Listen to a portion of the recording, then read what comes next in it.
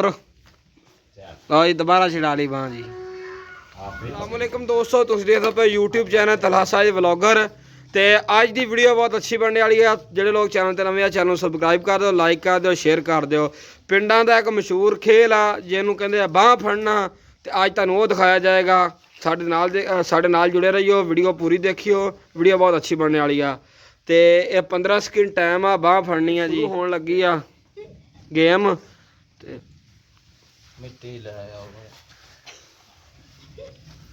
Player एक हैगा जी 107 फतेह का, एक 40 फतेह।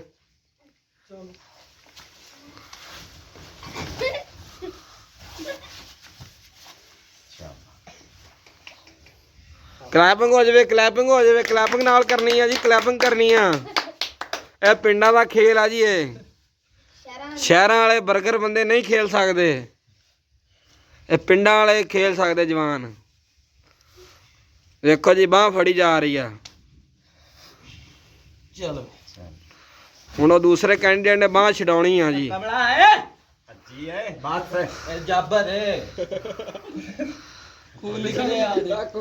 लाला जाबर 107 फतेह।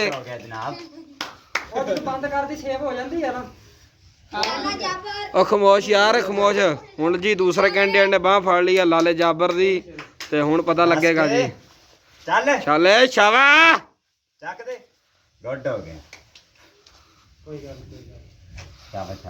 ये बांह वाला बड़ा महारत वाला काम आ। ते देख सकते हो तुसीं, पहला एक कैंडिडेट ने दूसरे कैंडिडेट की बांह फड़नी होंदी आ, देख सकते हैं।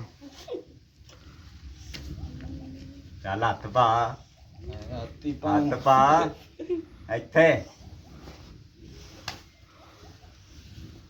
चल भाई चल भी हल भी ताड़ियां हो जान, ताड़ियां नाल हौसला बढ़ाओ, खिलाड़ियां का हौसला बढ़ाओ।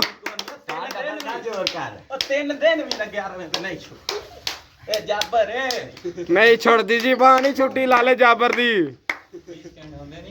15 सेकंड बस दूसरी बंद करती आई गई। लो जी दुआ जोर। लो जी दोबारा छिड़ा ली बांह जी।